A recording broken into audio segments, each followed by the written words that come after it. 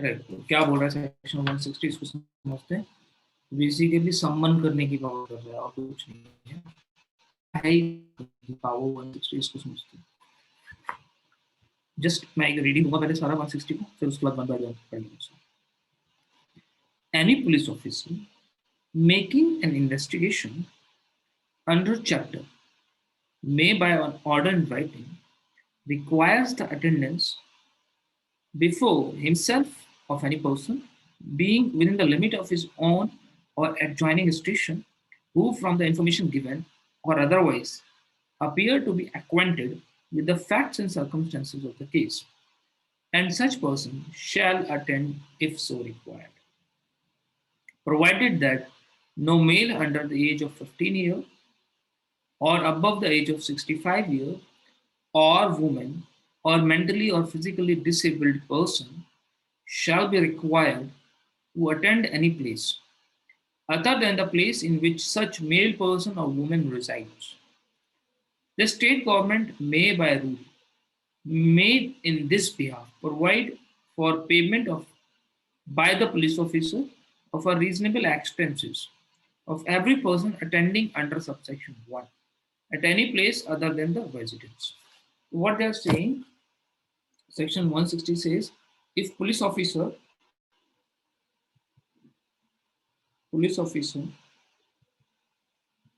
find any person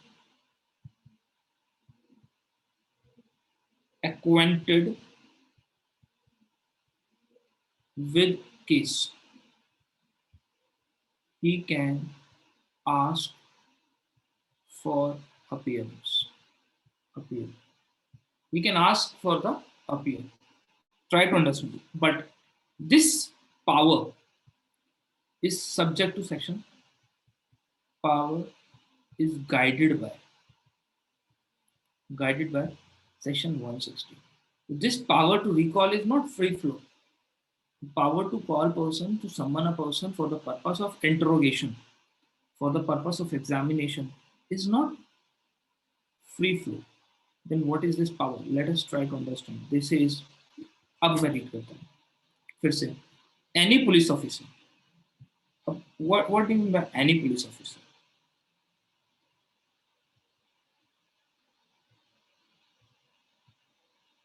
इसका मतलब क्या? कोई भी पुलिस ऑफिसर कहीं से भी? Answer is no. This any police officer basically police officer who is investigating the case under this chapter. This any police officer, the word any police officer is used for the purpose of ranking. तो basically अगर आप वहां देखोगे तो वहां लिखा है only the area inspector will investigate. But generally होता क्या है, एरिया इन्वेस्टिगेट अपने जूनियर्स को पावर देता है इन्वेस्टिगेट करने की, सब इंस्पेक्टर्स को. तो this is basically the police officer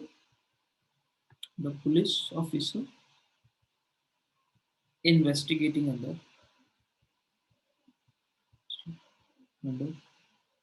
chapter 12. जो चैप्टर 12 जिन पुलिस ऑफिसर के पास पावर है इन्वेस्टिगेटिंग की, वो मैं आपको और बता दूं. फॉर एग्जांपल ये वर्ड पुलिस ऑफिसर आपको बहुत जगह मिलेगा. For example you will find in railway, you will find in फेरा, है ना, you will find in RERA, है ना, सो मेनी जगह पे ये भी पुलिस ऑफिसर वर्ड है. इनके ऊपर सेक्शन 160 नहीं लगता because section 160 मतलब investigating under chapter 12 of CRPC. These people does not investigate under chapter 12 of CRPC. They investigate under their particular law. उनकी जो रेरा है, फेरा है, उनके अंदर वो इन्वेस्टिगेट करते हैं. Whereas section 2, any police officer does not mean any type of police officer. Rather, this means the person who is investigating as per the provisions of chapter 12 of CRPC. Right. पहली बात तो ये जो power है ये flattered और free flow power नहीं है कि हर कोई भी पुलिस वाला नहीं, सिर्फ वही पुलिस वाला जो चैप्टर 12 में इन्वेस्टिगेट कर रहा है, वो भी सीआरपीसी की. अगर कोई इंडिविजुअल किसी स्पेशल लॉ में वहां पर इन्वेस्टिगेशन का प्रोसेस दे रखा है और स्पेशल लॉ में इन्वेस्टिगेट कर रहा है ना, तब सेक्शन 160 के बेनिफिट्स नहीं ले सकते. हाँ, कोई ऐसा स्पेशल लॉ है जहाँ पे पुलिस ऑफिसर तो दे रखा है बट इन्वेस्टिगेशन की पावर चैप्टर सीआरपीसी से ही लेते हैं, फिर वहां पर हो जाएगा. Try to understand. ये सब हमने पढ़ा है अच्छे से. ना स्पेशल लॉज के टाइम पे सेक्शन 4 5 पढ़ा रखिए। Second, this is any police officer making an investigation under this chapter. So we understand that any police officer making investigation under this chapter may. Second is may. What do you mean by may? That is section 160 is not mandatory. It's not mandatory. That is police officer. Police officer is not always required to call person to call person to appear. Rather, he may go personally also.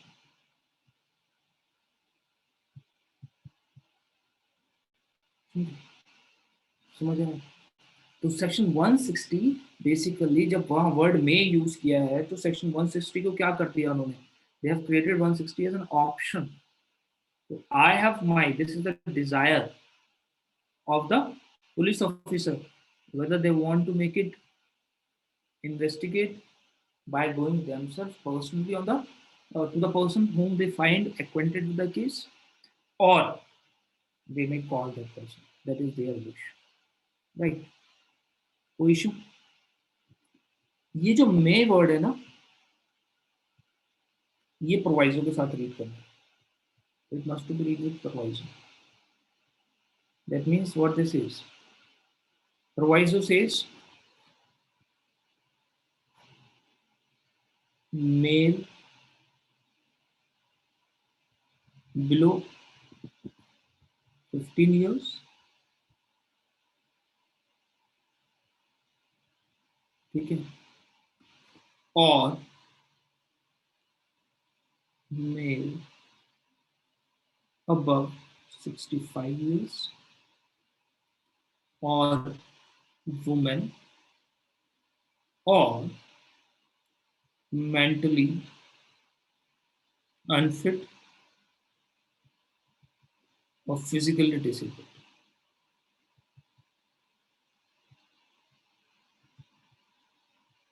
ये जो 5 categories के लोग हैं, mail below 15 या फिर mail above 65 या फिर वो वुमेन है या फिजिकली अनफिट है या मेंटली अनफिट है, इन 5 लोगों को तो यू कैन नॉट कॉल.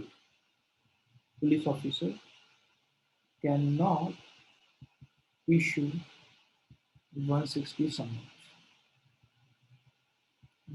वो इनको 160 के समन इशू नहीं करेगा. he must go their residence for investigation.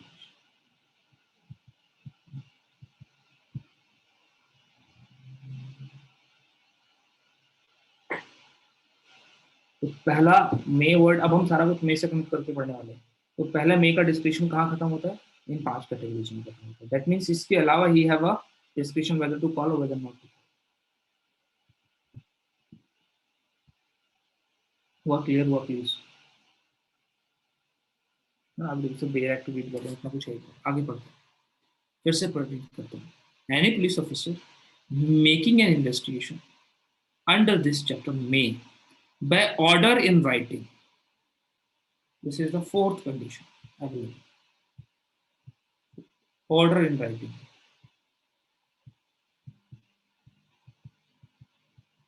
That means section 160, someone cannot be issued orally.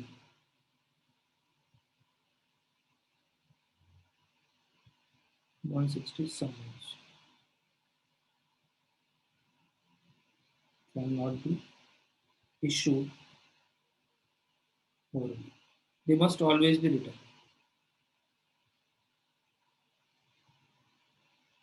They must always be written. इनका लिखा होना जरूरी.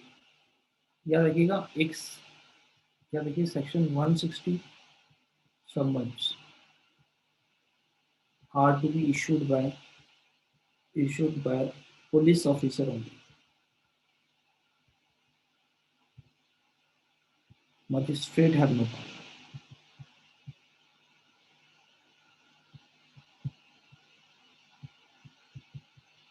मजिस्ट्रेट के पास पावर नहीं होती सेक्शन 160 में कि वो किसी भी तरीके से, क्योंकि investigation is a complete prerogative of the investigating authority, तो पुलिस के पास पावर है 160 के अंदर। मजिस्ट्रेट से वो परमिशन लेने की भी जरूरत नहीं है, मजिस्ट्रेट उसके अंदर इंटरफेयर भी नहीं करेगा, मजिस्ट्रेट उसको क्वेश्चन भी नहीं करेगा। बट याद रखिएगा, it must always be written, orally नहीं हो सकता।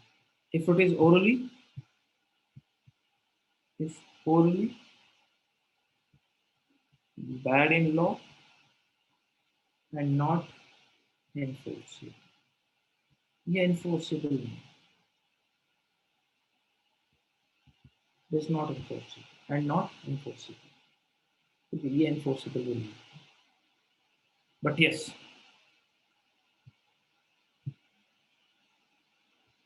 if issued orally, this can be cured under section 465 CRPC। अभी हम पढ़ेंगे 465 CRPC, है ना, क्योरिंग और इरेगुलरिटीज, ठीक है। तो इरेगुलरिटीज को क्योर करने की पावर दे रखी है 465 में। तो क्या बोलते हैं, this is a irregularity, it's an irregularity can be cured. तो कह रहे हैं अगर ये होगा तो ओरली तो इन्फोर्सेबल नहीं है, बट आपने ओरली ऑर्डर को क्योर कर सकते हो। कैसे क्योर करोगे? By issuing a fresh return, by issuing by issuing fresh return some of appearance. तो बोलते हैं 160 का, 160 का जो सम्मन है, ये जो वर्ड सम्मन में यूज कर रहा हूँ, दिस इज नॉट अ सम्मन that was issued under section 61 62 63, वो वाले सम्मन नहीं है। ये कोर्ट, ये वर्ड सम्मन है। सम्मन किसी, सम्मन वर्ड का मतलब होता है किसी को कॉल करना, ठीक है। तो power to call someone generally is known, English में it's known as summon, this is used in the English sense. तो यहाँ पे जो पावर है सम्मन की, to call someone, is specially given to police officer first. Magistrate का कोई role नहीं है, magistrate will not get involve in this. इसका कोई पर्टिकुलर फॉर्मेट नहीं है, सिंपल एक लेटर पे लिख के दे दो काफी। बट जब भी आप ये ऑर्डर करोगे, दिस ऑर्डर ऑफ अपीयरेंस होना चाहिए, ये सम्मन ऑफ अपीयरेंस अंडर सेक्शन 160 जिसको बोलते हैं, it must always be in a written form. तो मैं फोन पे कॉल करके बोल दूंगा कि भैया शाम को मेरे पास आ जाओ, पुलिस ऑफिसर बोलता है ना जनरली प्रैक्टिस में कि ऐसा है तुम्हारा नाम आ रहा है इसमें, मुझे लग रहा है तुम आओ नाम, दिस इज नॉट। आप रिफ्यूज कर सकते हो, कहते नहीं आऊंगे, जो करना है करो। बिकॉज अगर उसे आपको अपीयर कराना है तो उसको 160 फॉलो करना पड़ेगा। और 160 फॉलो करने का सिंपल सा प्रोसेस क्या है?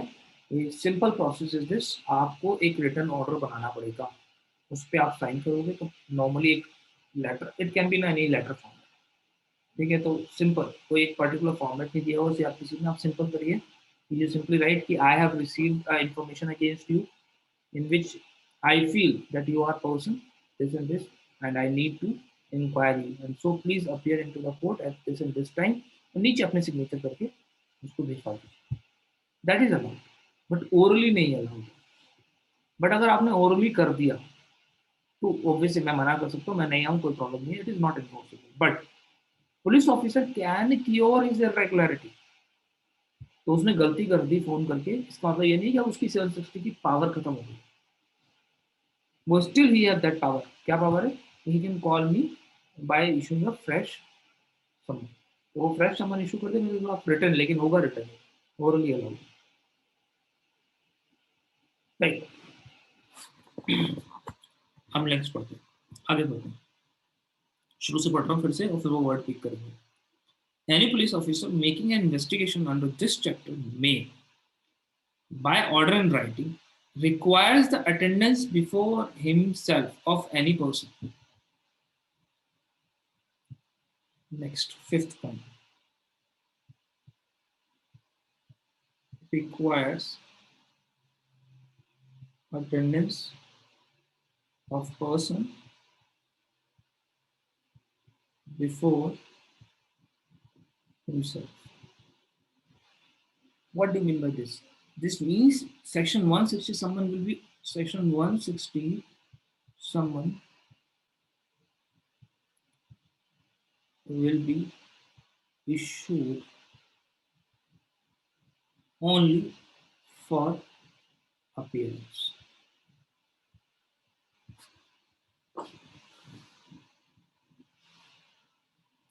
Okay. What this is? Order requires the attendance before himself of any person. Requires the attendance of a person before himself. This means only appearance, only for appearance. When I say that is section 160 means personal appearance. Personal appearance. तो आप someone to submit documents or examine document, not allowed. तो that means अगर आपको 160 का सम्मान issue करना है तो सिर्फ ये कहना है कि आप आ जाओ। आप ये नहीं बोल सकते कि भैया आपके पास जो बाइक है वो भी लेके आना, आपके पास जो वो किताब है वो भी लेके आना। नो, सेक्शन 160 में ओनली पर्सन की बात होगी। No other thing will be allowed. You can call him personally, individually, no one else.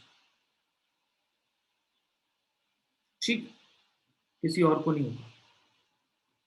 आगे फिर से रीड करता हूँ, फिर से वही लाइन रीड करना चाह रहा हूँ मैं।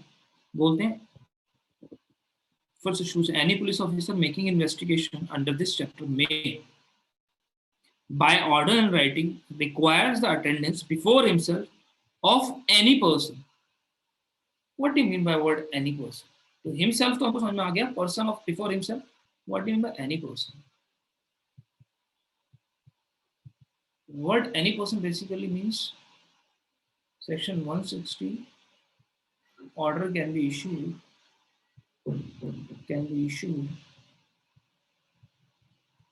against victim,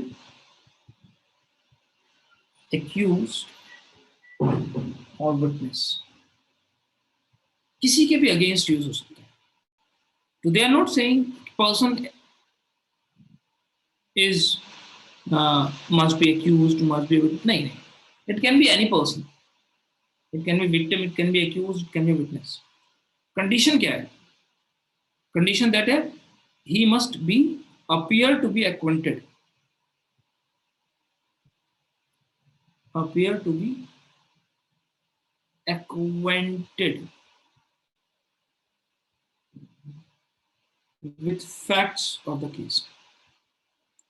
अगर पुलिस ऑफिसर को लगता है कि the individual who I am calling is a person who is acquainted with the fact of the case, he can summon that person, whether he is a victim, जिसने FIR कराई है वो भी हो सकता है, कंप्लेनेंट खुद भी हो सकता है, उसको भी बुला सकता है, एक्यूज को बुला सकता है, किसी विटनेस को बुला सकता है, किसी थर्ड पार्टी को भी बुला सकता है, any person. But the condition is only that a police officer finds that this person is the person who is acquainted or he is aware about the facts of the case. तो सिर्फ इतनी बात होनी चाहिए कि उसको लगता है कि फैक्ट ऑफ द केस के बारे में इसको इंडिविजुअल को पता है। अगर इतनी बात है, he can call it. ठीक है, अब आगे बढ़ते हैं। आगे बढ़ते हैं फिर उसके आगे। Before himself of any person being within the limit of his own or adjoining station. Next condition, this is seventh condition, I think. Seventh condition. What this is? Within the limit of his own station, within the limit of its own station or adjoining station. This is very important. This is the limit. This is the power. Power to use, I will say territorial power. है ना? Territorial power of police officer to issue summon of under section 160 or order under section 160. You can call it order also, no issue. ठीक है, मैं अपनी convenience के लिए सम्मन word use करता हूँ इंग्लिश पर्सपेक्टिव।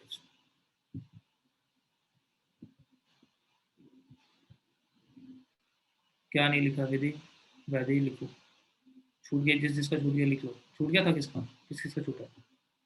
बहुत आराम से पढ़ा रहा हूँ उसको। चलिए लिखो जल्दी से।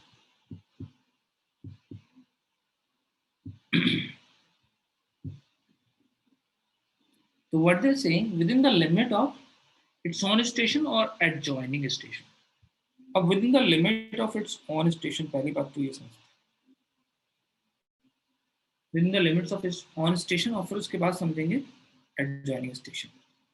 Within the limit of its own station, इसको समझने की कोशिश करते हैं कुछ इस तरीके से. Suppose this is a police station.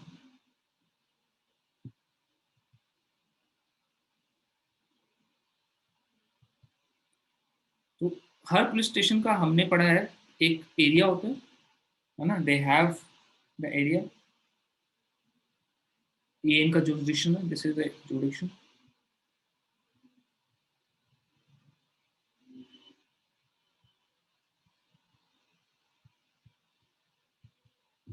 किसी को प्रॉब्लम इस बात में समझने में? वी नो दिस कि हर पुलिस स्टेशन को डिवाइड किया हुआ है स्टेट ने और उसको एक एरिया दिया हुआ है. व्हाट दिस इज, अगर इस एरिया के अंदर कोई इंडिविजुअल रह सकता है, इनको ही इशू हो सकता है. Section 160 summon can be issued to them. इनको इशू हो सकता है पहला. फिर सेकंड क्या है? Station adjoining station. Second situation क्या? सपोज ये PS1 है और इससे जुड़ा हुआ PS2 है. ऐसे ही तो होगा, ऐसे ही तो पुलिस स्टेशन बनते हैं, हाँ या ना? शकरपुर, प्रीत विहार, निर्माण विहार पुलिस स्टेशन अलग से जड़े हुए हैं ना. तो जहाँ पे शकरपुर जुडिक्शन खत्म होगा तुरंत के तुरंत निर्माण विहार का चालू हो जाएगा. जहाँ निर्माण विहार का खत्म होगा वहाँ प्रीत विहार वाले का चालू हो जाएगा. तो they are connected like this only. तो दिस इज, अगर इस पुलिस स्टेशन को, दिस PS1 को yes want to issue 160, तो वो कैसे कहाँ इशू करेगा? एक तो अपने जुडिक्शन में कर सकता है या फिर PS2. यहाँ पे कोई इंडिविजुअल रहता है, he can issue to him also. इसको भी इशू कर सकते हैं. समझिए, अब इन दोनों को कंबाइन करने की बताने की कोशिश करता हूँ कि क्या कहने की कोशिश कर रहे हैं. Let us study, try to understand. This is police station 1, एक है police station 2, this is police station 3, this is police station 4, this is police station 5, this is police station 6, this is police station 7, police station 8, police station 9. ऐसे ही तो होंगे सारे. अब what is this? This PS1 want to issue, PS1 want to issue क्या? Section 160. PS1 want to issue 160. तो 160 का सम्मन या ऑर्डर इशू करना चाहता है अपीयरेंस के लिए. बताइए कहाँ कहाँ, किस पुलिस स्टेशन के अंदर ही है पावर टू इशू दैट? ठीक है, कहाँ कहाँ वो इशू कर सकता है? बताइए, आंसर दीजिए. समझ रहे हो सवाल? PS1 है, PS1 टू इशू, या यहाँ पे एक इंडिविजुअल रहता है, यहाँ पे रहता है, यहाँ पे रहता है, यहाँ पे रहता है, यहाँ पे रहता है, यहाँ पे रहता है, यहाँ. ही वांट टू इशू 160 के ऑर्डर इन सबको, है ना? बताइए किस किस को वो इशू कर सकता है और किस किस को वो इशू नहीं कर सकता 160 के ऑर्डर. बताइए जल्दी. Very simple.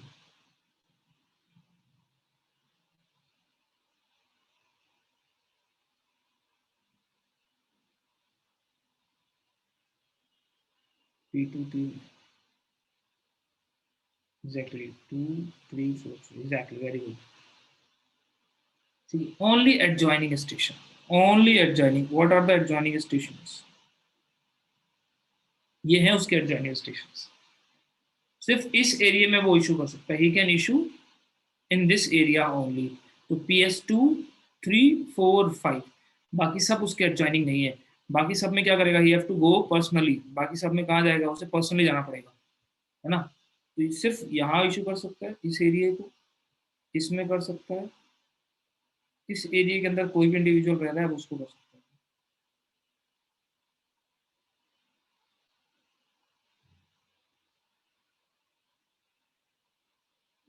राइट. तो person living in the police station area PS2, PS4, PS3 and PS5, सिर्फ उन्हीं को 160 का section 160 someone allowed. What do you mind bye adjoining area? जो भी पुलिस स्टेशन उसके किसी भी एरिया से कनेक्टेड है. एडजॉइनिंग का मतलब उसके जुडिक्शन से कनेक्टेड है, यानी कि जहां उसका जुडिक्शन खत्म हो रहा है तुरंत उसका स्टार्ट हो रहा है. उसमें अगर कोई और इंडिविजुअल रह रहा है तो उसमें कर सकता है. तो वो पहली बार तो अपने जुडिक्शन में, तो I am a police officer, I am having an area, मेरे एरिया में कोई इंडिविजुअल है जो acquainted with the fact of the case लग रहा है मुझे, मैं उसको सम्मन इशू कर सकता हूँ अंडर सेक्शन 160. मेरे एरिया में नहीं है बट वो मुझसे कनेक्टिंग पुलिस स्टेशन में, मुझसे कनेक्टिंग मींस एडजॉइनिंग. सिर्फ किसी भी एक जगह से वो एडजॉइन कर रहा हो, डजंट मैटर, कहीं एक जगह से बट वो एडजॉइन कर. ठीक है. आई कैन इशू, बट मुझसे एडजॉइनिंग नहीं है, कहीं दूर का है, I can not issue under section 160. फिर क्या होगा? I have to go personally, मुझे वहां पर्सनली जाना.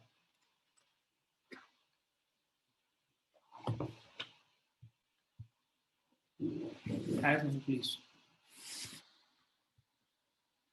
Clear, please clear. Word adjoining to understand.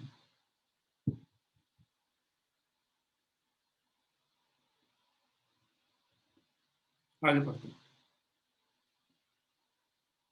Any person being within the limit of his own or any adjoining station who, from the information given or otherwise,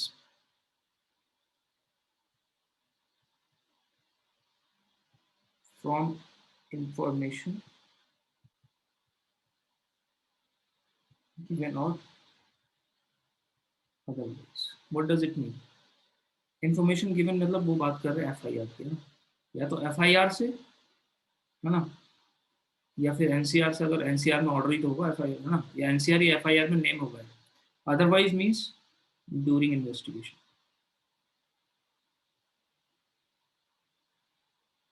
He got the details. तो police officer को या तो FIR के अंदर ही उसका नाम लिखा हुआ है, या FIR में नहीं लिखा हुआ है, but during the course of investigation he get to know क्या. Otherwise appear to be acquainted with the fact of the case. Appear to be acquainted with the fact of the case हम ये पढ़ चुके हैं. Appear to be acquainted with facts of case. तो appear to be acquainted with the facts of the case का मतलब क्या? Any person can be accused, it can be a victim, it can be any person. तो police officer को लग रहा है, फिर क्या होगा? And such person shall attend as so required.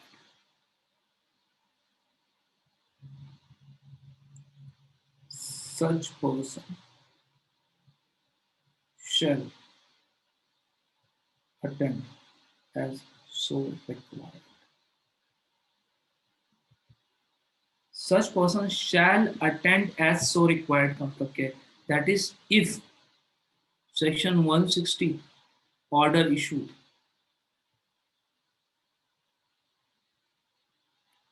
the person cannot deny to appear. उसको deny नहीं कर सकते कोई. तो दिस पर्सन मस्ट अपीयर. सवाल ये है, दी पर्सन मस्ट अपीयर, उसको आना ही पड़ेगा. ठीक है। तो अगर 160 का सम्मन या रिक्विजिशन या ऑर्डर ऑफ अपीयरेंस इशू हो गया है, तो this order is mandatory to be followed, the person can not deny to follow the order. Condition क्या, इट मस्ट बी रिटन, मतलब if all the conditions of section 160 are followed. So if the order of 160 is being issued accordance to the provision, according to the rule as given under section, this person must appear. Suppose person refuses to appear, person ने refuse कर दिया appear करने से, क्या होगा? Right, can police officer have a power, can police officer have power to compel appearance? क्या वो उसे जबरदस्ती बुला के ला सकता है? Can he compel his appearance?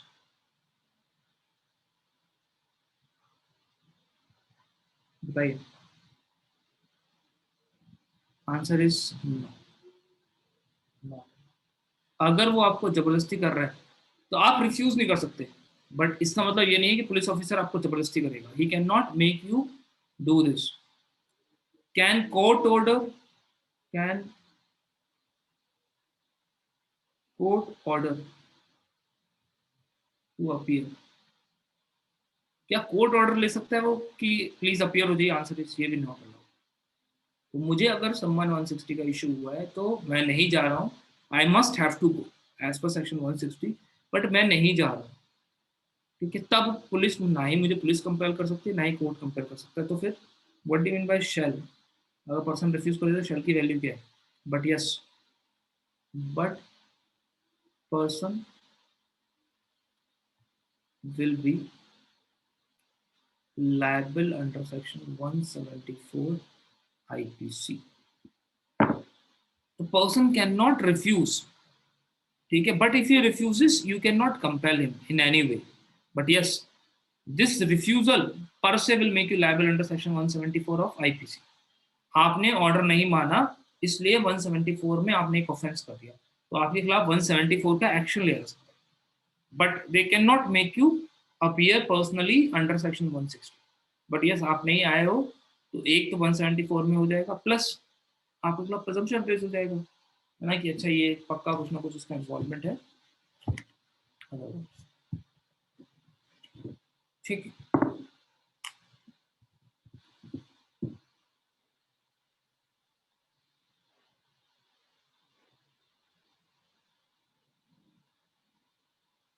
चलिए, proviso I have read you, that is section 160 का ऑर्डर समन किन किन लोगों के अगेंस्ट इशू नहीं सकता? चाइल्ड, ठीक है, ओल्ड एज, वुमेन, मेंटली और फिजिकली अनफिट, ये हमने पढ़ लिया। याद रखिएगा, जब भी सेक्शन 160 का 160 summon issue, you have to you have to provide traveling allowances of the person plus other allowances। मुझे अगर वो बुला रहा है तो मेरा पूरा दिन वेस्ट होगा, तो सपोज मैं 500 रुपए की दिहाड़ी करता हूँ, मुझे 200 रुपये आने जाने में लगे, तो 700 का पेमेंट करना पड़ेगा इसको, पुलिस ऑफिसर, ठीक है। तो he have to make the payments, वो उसको अरेंज करने का। दिस इज 160, तो this is how I call, but call call करने का होगा क्या? Section 160 is always read with, always read with 160, always, तो 160 cannot be read in isolation, 161 can be read in isolation, 161 अपने आप में अकेला भी खड़ा हो सकता है, डोंट वरी, उसको हम अलग ही पढ़ेंगे। बट याद रखिएगा 160 की जब भी प्रोसेस होगा उसके बाद 161 फॉलो किया जाता है, दैट इज रिकॉर्डिंग दी, और एग्जाम और एग्जामिनेशन ऑफ पर्सन को और एक्वेंटेड विद द फैक्ट। पढ़ेंगे हम इसको नॉर्मली। जिस इंडिविजुअल को बुलाया गया है, जब वो अपीयर हो जाएगा तो उसके बाद पुलिस ऑफिसर के पास पर से कितनी काय की पावर आ जाती है, 161 की पावर आ जाती है, that is to do the examination. ठीक है, उसका एग्जामिनेशन किया जाएगा। तो police officers power to do the examination of person वो 161 में। तो 160 का जब भी ऑर्डर होगा तो 161 पर से हमेशा प्ले में आएगा, 160 कभी भी आइसोलेशन में नहीं होगा। तो मैंने बुला लिया, बुला के क्या करना है, चाय पिलानी है, मैंने उसे मैगी खिलानी है, कुछ नहीं करना, उसको एग्जामिन तो करना है। तो 160 जब भी होगा तो 161 पर से आ जाएगा। बट 161 के लिए 162 का होना मैंडेटरी नहीं है। क्यों? क्योंकि मैं पर्सनली जाऊंगा तभी भी तो मैं एग्जामिनेशन करूंगा ना, समझ रहे हो? तो 161 can stand alone also, but 160 will always be read with 161। तो 161 में एग्जामिनेशन होता है बेसिकली, चाहे 160 में बुलाया हो या फिर मैं खुद ही चला गया हूँ, है ना। तभी मैं बोल रहा हूँ कि 160 के साथ हमेशा 161 रीड करना ही पड़ेगा, और 161 अकेले भी रीड कर सकते हैं। क्यों? क्योंकि मैं आईओ हूँ, मैं इन्वेस्टिगेटिंग ऑफिसर हूँ, तो मैंने खुद चला गया किसी के घर। अब लड़की है, उसके घर तो जाना ही पड़ेगा, वुमेन है, उसके घर तो जाना ही पड़ेगा, क्योंकि 160 में मेरे पास पावर ही नहीं है बुलाने की, है ना। तो मेरे 160 ऑर्डर करना ही नहीं है, I have to go there, तो मैं डायरेक्टली 161 का एग्जामिनेशन करूंगा, है ना। But suppose there is no women और चाइल्ड और mentally disable person, normal person है मेरे जैसा, उसको बुलाया जा सकता है। तो मैं 160 में से बुलाऊंगा तभी तो 161 का एग्जामिनेशन करूंगा। तो 160 के साथ तो 161 होगा ही होगा, बट 161 के लिए 160 होगा हमेशा, ऐसा नहीं है ना। तो 160 होगा तो 161 मैंडेटरी है। आई मीन टू से दिस 160 होगा तो पर से 161 होगा, ठीक है। बट वाइज वर्सा नहीं है कि हर बार 161 के लिए 160 की जरूरत पड़ेगी, दिस इज नॉट राइट। चलिए 160 कितना को समझना है?